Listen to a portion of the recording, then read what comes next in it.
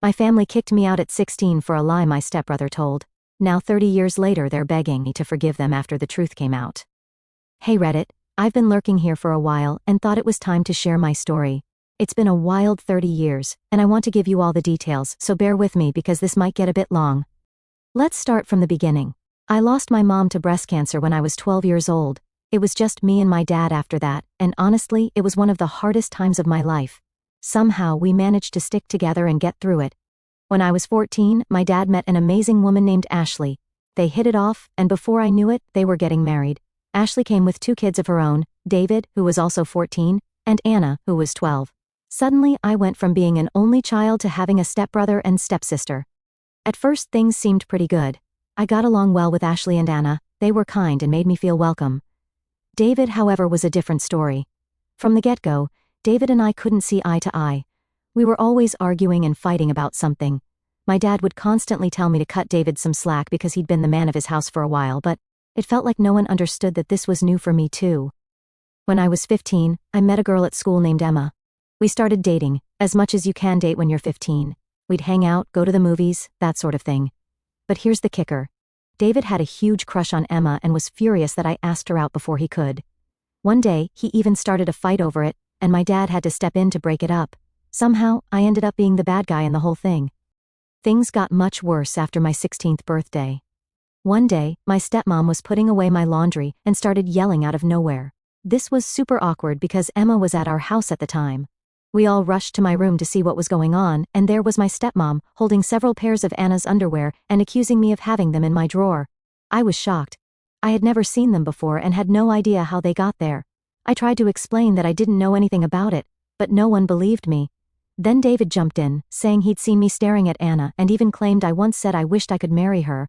It was all lies, but it was enough to turn everyone against me. Emma slapped me, called me a pervert, and broke up with me right then and there. My dad was beyond angry. He grabbed me by the arm, dragged me out of the house, and yelled that he wasn't going to put his daughter at risk from a pervert. Not the exact word he used, but you get the idea. I was crying, banging on the door, trying to get back in and explain. But my dad had had enough. He opened the door, shoved me to the ground, and told me to get lost. I told him I had nowhere to go, and he just said that wasn't his problem and slammed the door. So there I was, 16 years old, out on the streets with nothing to my name and no place to go. I tried calling my grandparents on my dad's side, but he had already talked to them, and they told me they wouldn't help a pervert. My mom's parents had passed away before I was born, so I had no one else to turn to. I wandered around for a bit trying to figure out what to do. I ended up sleeping in parks, behind buildings, and anywhere else I could find some shelter. It was a really rough time. I didn't have any money or food, and I was constantly scared of what might happen to me. Eventually, I found a local shelter that took me in. They helped me get back on my feet a little bit, giving me a place to sleep and some food. I started doing odd jobs here and there to make a little money. It was tough, but I managed to survive. Years went by, and I slowly started to rebuild my life. I finished high school, got a job, and eventually found a small apartment to live in. It wasn't much, but it was mine, and I was proud of how far I'd come. Even now, thinking back on those times is really hard. The betrayal from my own family, the loneliness, and the struggle to survive, it all left a deep scar on me. But I also learned a lot about myself and how strong I could be. I lived on the streets for 2 years, doing what I had to in order to survive. No kid should have had to do what I did just to live. There were some really dark days. Lots of therapy later in life helped me with this. Shortly after I turned 18, I found a job working at a boxing gym, states away from where I began this horrible journey. I worked there for years, learned the sport. Not going to beat Mike Tyson, but I was good at it. It helped me with my hate and anger. Then one day, I met a girl named Liam, a 20-year-old female, at the cafe down the street from the gym. At this point, I was 35. I know, huge age gap, but we just clicked. I don't believe in fate or soulmates or anything like that, but if there is such a thing, we had it. I don't know how else to put it. We dated for 2 years and then got married. Her dad was an electrician and hired me on afterward. I think it was mostly to know I could support his daughter and was doing right by her, but also in case he needed to keep me in check. He never said this, but as a dad, I get it now.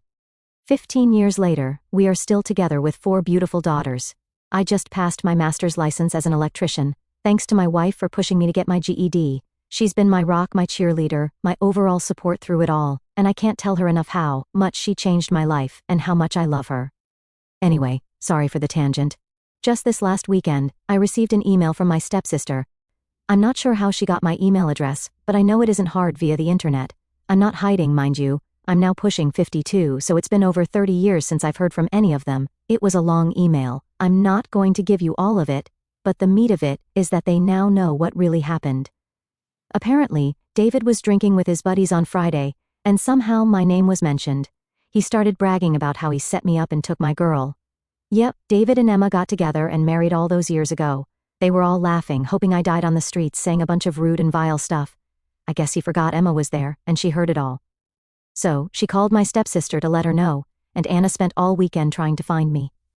Like I said, the email was long. The short of it is they want to apologize face to face, although it was already said multiple times in the email, and they want to make up for lost time. I'm indifferent to the idea. I have no ill feelings toward her. She was young and had no real say in the matter. But with lots of therapy, I learned to let go of that hate and anger, and to let go of them as well. With all the love I receive from my wife, kids, and in-laws, it's all I really need. I'm of the idea of just deleting the email and moving on like nothing happened. My wife thinks I should at least respond, even if it's to say something snarky like, "Thanks for finally believing me, it only took over 30 years. Did I mention my wife has a mean, petty streak to her? She's awesome." I'm not asking for advice, I just wanted to share my story. There's a boxing quote I have up in my house that reminds me every day, to see a man beaten, not by a better man, but by himself, is a tragedy. Wanted, I'm pushing 52, not 53, because apparently, people are getting hung up on my age. Yes, that's it for you. Wet date 1. First, I want to thank everyone for their kind words and advice. I wasn't looking for advice, I just wanted a place to share my story. To those who gave me credit for overcoming everything, thank you. However, my wife thinks she deserves most of it, and in all honesty she does. To those who think this is fake, it's Reddit, I get it. It is what it is. Most things have to be taken with a grain of salt. I shared my story, and I can't make you believe me, but that's okay. If my story resonates and helps others know they can survive, then I'm happy with that, and that's all that matters. For the update, I can post most of the original email, as a lot of you have requested.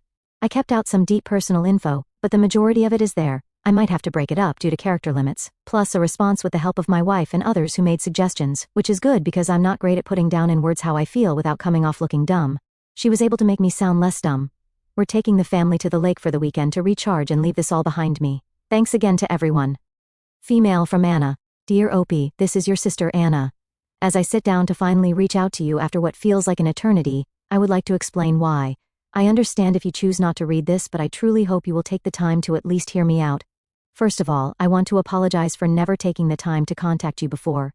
I was misled by David and Dad, who constantly painted a negative picture of you in my mind. They filled my head and heart with lies, and made me believe that you were someone you were not. For a while, I held on to hope that you would come back home. But as time passed, and their words continued to poison my thoughts, I let go of that hope, and allowed myself to believe the worst about you. It pains me to admit that I even started to hate you, despite the fact that, deep down, I always considered you a brother to me. I felt betrayed by the twisted image that was presented to me, and I regret not reaching out to hear your side of the story sooner. A lot has changed in our family since you left. I got married, and now you're an uncle. Mom and Dad are still together and are preparing for retirement. David and Emma eventually got married, and they have no children. However, the truth that has recently come to light has shaken the very foundation of everything I thought I knew. On Friday, Emma overheard David boasting about how he orchestrated the setup against you, how he manipulated the situation to make you look bad, and how he convinced us to turn against you to his friends as they all got drunk. They laughed about the pain he caused you and the lies he spread, all while belittling you in the cruelest and meanest ways possible, saying things like they hoped you died on the streets. Emma couldn't keep this bombshell to herself, and when she confided in me, my world came crashing down. To think that I could have been so wrong about you for all these years is a heavy burden to bear. I can't begin to express how deeply sorry I am, as is Emma. We both realize now the extent of the manipulation and deceit that was carried out against you, and we are devastated by this fact. After sharing this revelation with Mom and Dad, Dad started crying, really crying. I'd never seen him cry before. I believe it's because he has been carrying around a lot of guilt all these years. Obviously, now knowing the truth, he is having to deal with the consequences of his actions. However, after several hours of talking, we all came to the conclusion that we needed to find you and make amends.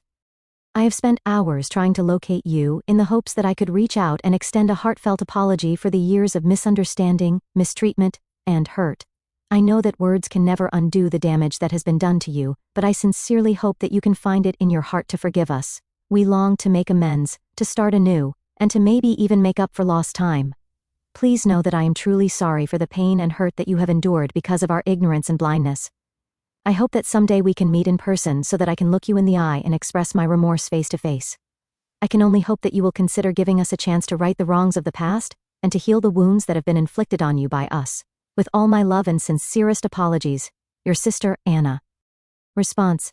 Dear Anna, I appreciate you taking the time to reach out to me, but I must be honest with you. The years of pain and hurt caused by the lies and manipulation by David, and the betrayal by Dad, have left deep scars that will never truly heal. While I understand that you are now aware of the truth and are genuinely sorry for what has transpired, I find it difficult to simply forgive and forget. The betrayal and abandonment I experienced at the hands of my own family have left me with a sense of distrust and resentment that can never be overcome. The damage that has been done has impacted me in ways that you may never fully and truly understand, and the idea of trying to reconcile now feels like an insurmountable task. I have spent years in therapy trying to come to terms with the pain and deep trauma I endured, and I have worked hard to build a wonderful life for myself that does not rely on the presence or approval of those who turn their backs on me. While I am grateful for the apology and the newfound awareness of the truth, I do not feel compelled to rekindle a relationship that was built on lies, deception, and betrayal, especially after all these years. I have found peace and closure in distancing myself from those who caused me harm, and I do not see the need to reopen old wounds in the name of reconciliation. While I believe in the power of forgiveness, that isn't something I can give. I wish you all the best in your life, I really do, but I must prioritize my emotional health and self-preservation above all else. I would appreciate it if you could pass this fact on to the others and please don't reach out again. I must look to my future and not my past. Sincerely, Opie. Update 2. Pardon. Hey Reddit, strap in folks, because I've got an update that's basically a season finale level twist in the saga of my life. Life's been throwing punches, and just when I thought I had my footing, the ground shifted again, big time. Let's break it all down, and trust me, you might want to grab a coffee because this is a long one.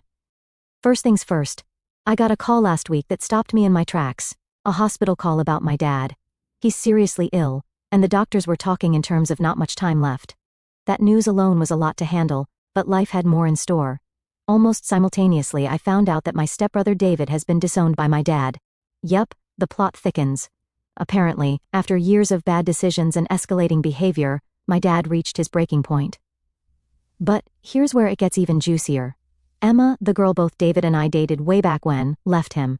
She didn't just walk away quietly, she dropped some truth bombs on her way out that have seriously shaken the foundations of what I thought I knew. During their final blowout, Emma said David bragged about how he manipulated the whole situation that led to my teenage years falling apart. The accusations, the lies, everything. He thought he was impressing her with his control and cunning, not realizing it would backfire. Emma was horrified, and once they split, she felt I deserved to know the truth after all these years. So there I was, dealing with my dad's illness and hearing that my life was turned upside down all those years ago based on a twisted power play by David. It was vindicating and infuriating all at once. All the pain, the struggles, the lost years because of petty jealousy and lies. With all this swirling in my head, I still had to face the reality of seeing my dad, possibly for the last time. I wrestled with a storm of emotions, anger, hurt, a weird sense of duty, and, yeah, love. It's complicated. I decided to go see him. I needed closure, and maybe, just maybe, there was a part of me that needed to know if there was anything salvageable between us. Sitting by his hospital bed was surreal. He looked so frail, so different from the imposing figure of my youth. He apologized, actually apologized. He said he'd found out too late about all of David's lies and was eaten up with guilt. We talked a lot, cried a bit, and it felt like we were tearing down some massive walls. It wasn't neat or tidy, but it was real, a raw, painful step towards something that might look a bit like healing. After that hospital visit, I've been doing a lot of thinking. What does forgiveness look like? Is it even possible? And what about the rest of my family? There's a lot to unpack. Emma reaching out and being honest was a big deal, and it's changed how I see many things. I'm grappling with how or if I want to reconnect with any part of my past, including her.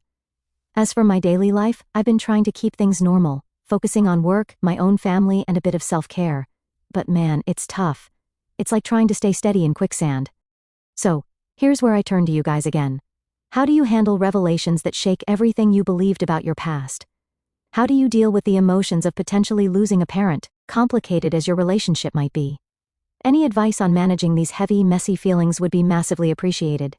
Thanks for letting me spill all this. Sometimes just typing it out helps put things into perspective. I'll keep you updated as I navigate through these choppy waters. Here's to hoping for some peace, or at least a little less drama, in the near future. Date 3. Hey Reddit, here I am again with another slice of life update, and trust me when I say it's been an absolute whirlwind. Just when I think I might catch a break, life says, hold my beer, and throws another curveball my way. So grab a comfy seat and maybe a snack because this is going to be a long one. Let's start with the heaviest part. My dad passed away after my last update. His condition worsened rapidly, and soon after, he was gone. The mix of emotions has been overwhelming: grief, relief, unresolved anger, and a strange sense of liberation, all tangled together. It's like walking through a fog where you can't see a foot in front of you but can feel everything intensely. The funeral was something else. It brought together family members I hadn't seen in decades, each of us with our own complicated feelings about my dad. The air was thick with a cocktail of sorrow, regret, and the awkwardness of rekindling conversations with relatives who were practically strangers now. At the wake, amidst the quiet murmurs and the clinking of coffee cups, I found myself locked in surprisingly heartfelt conversations. First, there was Anna, my stepsister, who seemed just as nervous about talking to me as I was about talking to her. We ended up stepping outside, standing under the bleak sky, and pouring out our feelings and frustrations about the past years. It felt like lancing a wound, painful but necessary, and in some ways, healing. Then there was Emma. Her appearance was a shock. She looked so different yet so familiar. We barely spoke at the funeral, just a few awkward glances, but a few days later she reached out, asking to meet. I was hesitant but curious. Over a long coffee that went cold too soon, she told me everything: how David had twisted things, how she'd been manipulated, and how sorry she was for everything that had happened. It was a lot to process. We parted with a tentative agreement to try and move past our history, though what that means I'm still figuring out. These past weeks have forced me to confront my feelings about forgiveness. It's one thing to forgive someone who's no longer here, like my dad. It's an abstract kind of peace. But forgiving those who are still alive, who can still hurt you or ask for forgiveness, that's a whole different ballgame. I've started journaling again, something I hadn't done in years. It's become my nightly ritual, a way to debrief myself on the day's thoughts and happenings. It's surprising how much you can learn about yourself just by writing down your thoughts. Looking forward, I'm cautiously optimistic. I've decided to take small steps toward building some kind of relationship with Anna and maybe even Emma. It's not about picking up where we left off, too much has changed for that, but maybe building something new on the ruins of the past. I'm also seriously considering starting therapy. I've realized that some wounds are just too deep to heal on their own, and maybe it's time to get some professional help to sort through this maze of emotions. So, here I am, asking for your wisdom once again. How do you rebuild trust with people who have hurt you in the past? How do you balance the hope of reconciliation with the protection of your own emotional health? And how do you handle the grief that comes from losing someone who is both a source of pain and love in your life? Thank you all for sticking with me through this journey. Your words of encouragement, advice, and sometimes just the comfort of knowing someone out there is listening, have been more helpful than I can express. I'll keep updating as I navigate through these uncharted waters. Here's to hoping for calmer seas ahead. Update 4. Hey Reddit, I'm back with yet another deep dive into the ongoing saga of my life. This journey has been filled with ups and downs, and your support has been instrumental in helping me navigate through. So, grab your favorite snack, maybe a comfy blanket, and settle in because there's quite a bit to unpack today. Life post-Dad's passing has been a roller coaster. While it brought closure on some fronts, it also opened up a whole new set of dynamics within the family, particularly with Anna and Emma. Both relationships have evolved in ways I never expected, leading to some introspection about forgiveness, acceptance, and moving forward.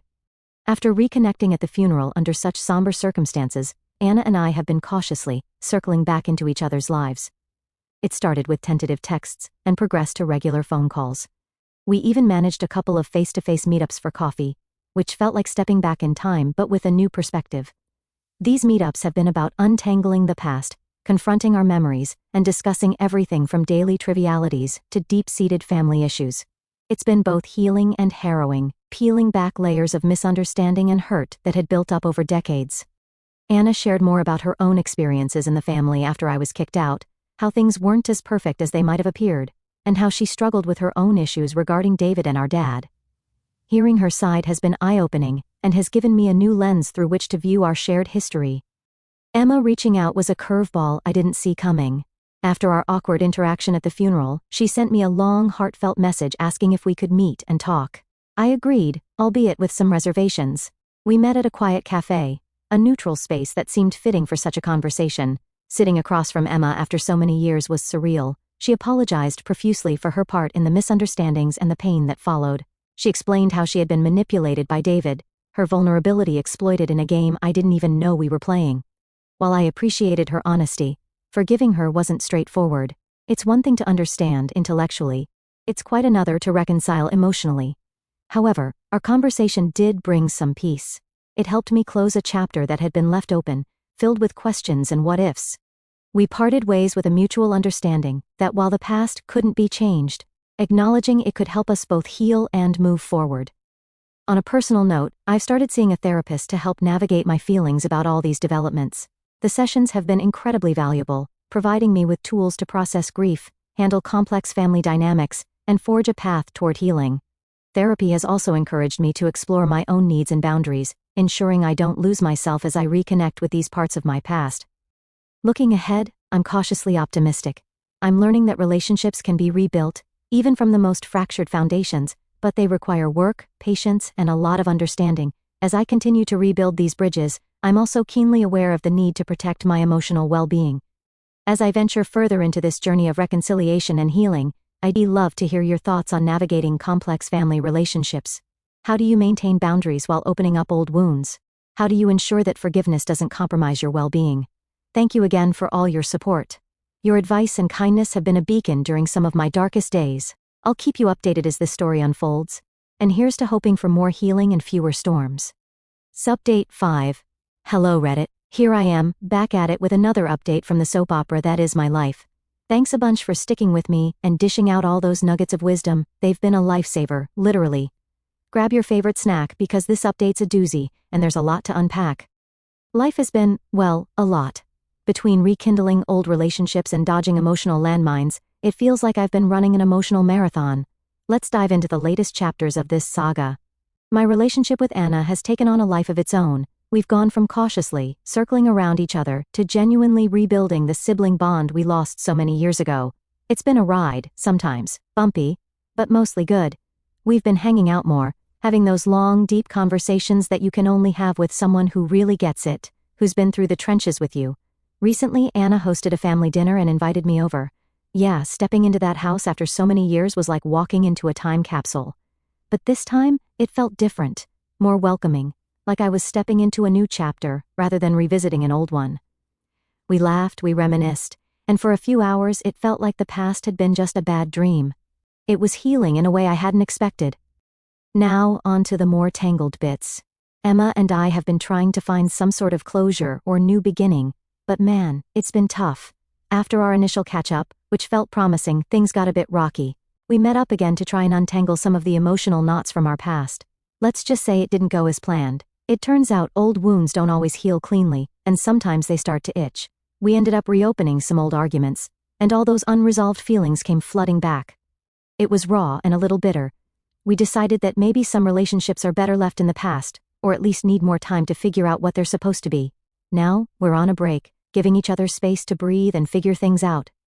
Therapy has been my lifeline through all this. It's one thing to navigate complex family dynamics, but it's another to do it while keeping your own mental health in check. My therapist has been fantastic, helping me explore my feelings about forgiveness, change, and what it means to move forward. We've been talking a lot about the idea that healing doesn't always mean going back to how things were sometimes. It means creating something new, something hopefully better. This perspective has really helped me manage my expectations and work toward building relationships that are healthy and supportive, not just tied together by a shared past. As for what's next, I'm taking it one step at a time.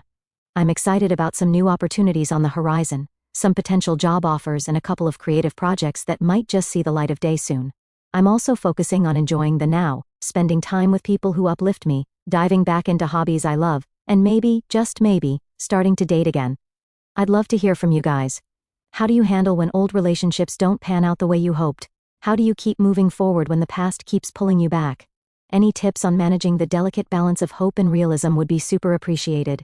Thanks again for all the love and support, it really does help more than you know. I'll keep you updated as things evolve, and who knows, maybe the next update will have some good news. Here's to hoping for smoother sailing ahead. Cheers.